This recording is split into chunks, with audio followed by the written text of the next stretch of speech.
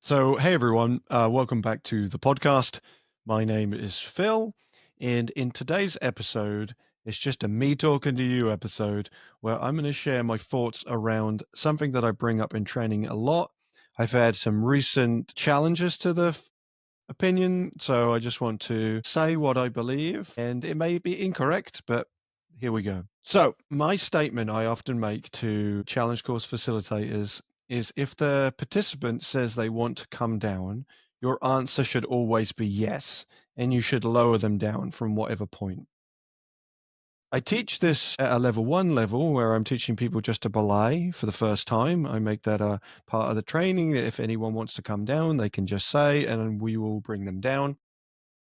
But I also bring it up at a level two level when we talk about rescues and lowering people from anywhere on the course.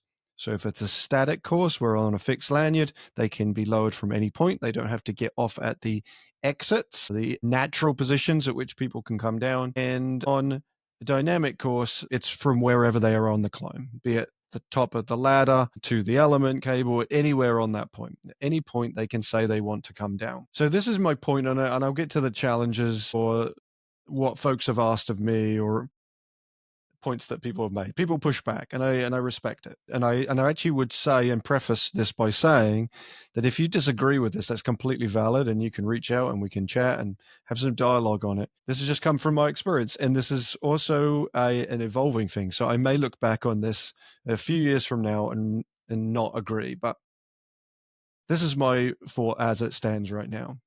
If our job is to try to create opportunities for people to climb, that empowers them to make choice and decision. If that choice isn't just about whether or not I decide to put a harness on or climb, but also allows me to make that choice to say no at any point. Someone in the experiential education realm that I really respect is someone called Romy Alexandra.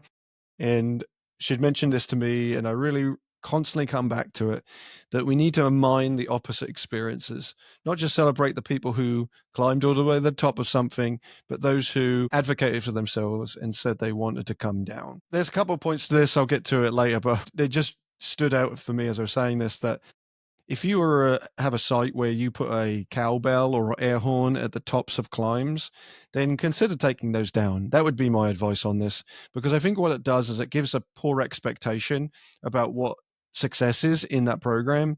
And we only celebrate those people who get to the top. So we're not really celebrating those people who can at some point say, actually, I want to come down. There's no celebration there. It's like they've failed. But they've only failed at a challenge that you have imparted into them that is arbitrary. Getting to the end or the top of something shouldn't be the end, shouldn't be the goal of every single participant that we interact with, especially if we want people who are nervous and never climbed before to actually experiencing getting to height. And I think it diminishes the experience for so many other people. It might celebrate a few, but makes the rest of them feel like they've failed. And I actually think that's nonsense, complete utter nonsense. So going back to if they say they want to come down, you have some choices, right? Like it's built into it that if you are belaying or they're on a static element, you as an adult have the power and you can attempt to try to persuade them to continue. And sometimes it's positive leaning. What I mean by that is that you could say, how about you just try this? If I give them advice, that's the narrative you're playing in your head. If I give them advice at this stage when they say they want to come down, maybe I can get them to do more than they expected. And in that, they'll experience growth. I think we play that balancing act between getting a participant into challenge. If you think about the challenge zone, the bullseye of comfort, challenge, panic, I think that we're balancing that act between challenge and panic. And by assuming that we could just give them a tiny little nudge of encouragement, that'll get them actually to be closer to more challenge and actually not dip them into panic. I think that's a level of arrogance as a facilitator that I don't think any of us are warranted. I know that I have had many moments in my career where I've encouraged someone to get beyond where they were comfortable, and maybe that's had positive outcomes. You know what I don't know though is I don't know all the ones where the bad outcomes where I challenge someone to push themselves and the whole narrative they're playing in their head is F Phil and F the situation and I don't want to do this again, because maybe in the moment they were of the mindset that when they came down they didn't feel safe enough to be able to just call me out. And so I think that I've had this wonderful experience because I remember 2 people said, "Phil, I did it because you pushed me." And in a group of 12, there were 10 other people who saw that and probably didn't have any of that, and they've negatively impacted a handful of those. So once again, my anchoring point, right, is better safe than sorry with this. If someone says to you, "I want to come down," you just say yes. It's that simple. If they get to the ground and they regret the decision, then it's their own regret, and that's a normal experience to have, and they will challenge themselves later. The thought that I have the ability to be able to create a positive experience and know where that line is and not push them is as I've said, is an arrogant statement. I think that we definitely have the potential to do that, but especially when we don't know the group very well, the idea that I'll be able to do that with all the individuals and every single person will be closer to challenge and had this great experience and some of them won't. I just don't think that's achievable. And so it's much easier to say yes, bring them down, have a conversation with them and say, "How do you feel about that? Like, do you think you could have gone further?" And if they think, "Well, maybe, but I'm happy where I'm at," that's awesome. If they say, "You know what? I could have done with a little bit more encouragement," I'll say, "I can give that to you next time. Now that I know that, that's great." So the pushback I sometimes get when I make the statement is individuals who say, "Well, I know my participants really well, and I knew that that person needed a push or a little nudge, and then or some more encouragement, and by doing that, I got them what they needed." I think that is valid, but my temper to that is, did everyone else who witnessed that know that as well? What we often do with our participants at High Five is that when they're about to climb, we ask, "What support do you need from us?" So either do you need us to cheer for you? Do you need us to be quiet? And in that moment, you can frame it with the particular participant who you know might need a nudge. Say, "What do you need from us?" And if they say, "I could do with some extra encouragement because I think I might doubt myself when I get up there and I kind of need you to give me a little nudge," make that clear to everyone in the group.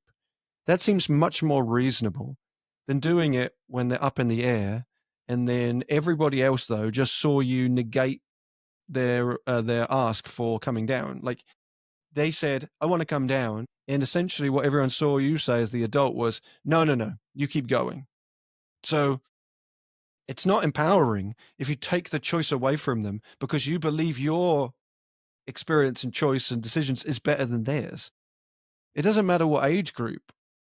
There are It's an important start for that participant to feel like they can say no and that you will honor that. Literally, if you're belaying, you literally are holding their life in your hands. You already have enough power. Do you need to have extra power by saying you should continue, you should continue? And I know that there's going to be people listening to this who will reflect on this thinking, "Well, I've done that and I will continue to do that."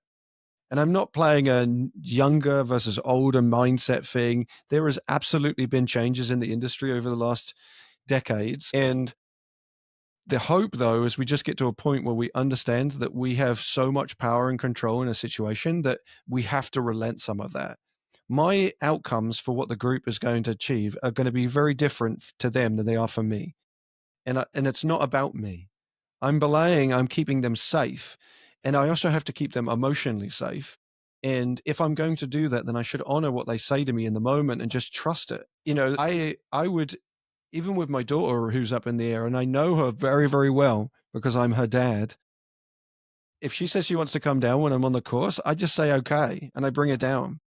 I might talk to her when she's on the ground and reflect upon it and ask her then if she has any thoughts around it. That's the time to do it. But don't do it when they're at that panic moment on that crest of panic zone. And all you had to do is give them a nudge and they'll go jump into panic and they'll be like, "Get me down," and they never want to climb again. The lesson shouldn't be that if I say I want to come down, that the adult will say no. The lesson should be they'll say yes and then give them support on the ground and help them make a better decision for themselves the second time they climb.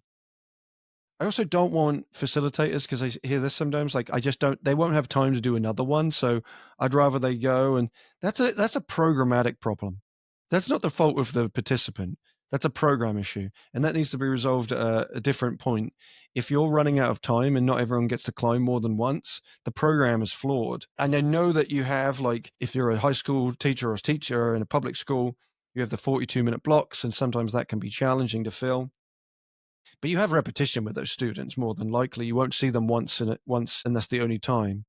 When I used to do Out to Red, we were held by time. That was a program issue. I couldn't do more than what my time was allowed. And if I wasn't able to get them to where they needed to be, that was actually an error in the program. I wasn't given the adequate time. So that's not a reflection on anything other than we need to build in more time if we're going to do highs, double blocks, or something like that will help fill that time. So this is a bit ranty, and I apologize.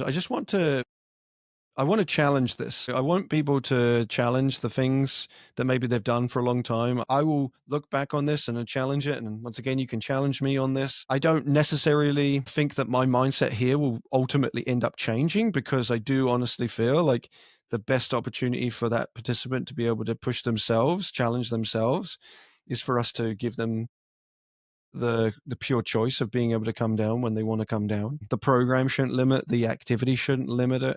If you've got a static course and you aren't trained how to lower people from anywhere on that course, then you need to do some extra training to be able to create that opportunity. A lot of the access issues that we run into in this industry are sometimes around gear, but they're also about the program design. And if you want to impact people positively and allow them to have access to the adventure world that we operate in, then you need to be open to changing your behavior when it comes to decision making about belaying and stuff. I mentioned this before, but I'll just add this in, that if you're someone who uses the word just too much in your programming, cut that word out.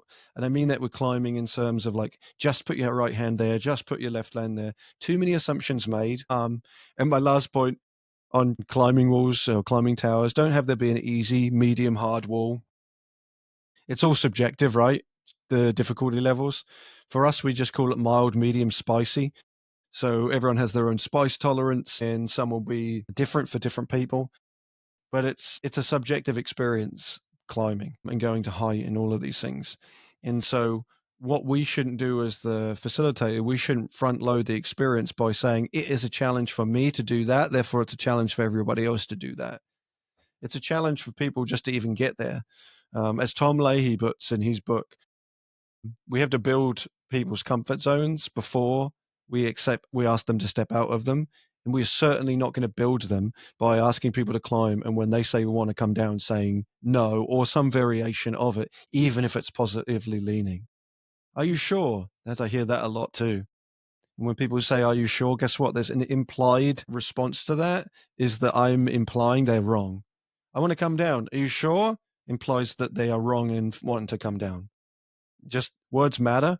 And so I think that it's important, and that we really start to critically look at these things. And I shouldn't be 10 years from now still having the same discussion. That would be my hope, around if people want to say they want to come down. It should always be a yes when they're in the air. We shouldn't lock them in with a rope and hope that we're going to push them. We have moved beyond the days of kicking kids off cliffs when rappelling and telling them we're pushing them out of their comfort zones. We know better. The industry knows better. Psychological studies know better. It isn't helping. And so let's bend and shift our mindsets a little bit and be okay with just letting people down when they want to come down. To those people who are listening who you've agreed with all of these, and I'm kind of just shouting into like an echo chamber, thank you for doing the awesome work. I know you're out there. I just interact with one or two every so often, and people who challenge it a little bit. And my challenge to them is that if you're not continually critiquing your programming, and you've been doing the same thing for X number of years, then it's an opportunity just to introspectively look, think about the words we use, and your participants will benefit from that shift in mindset. All right. Thank you, friends. And I will see you on the next one.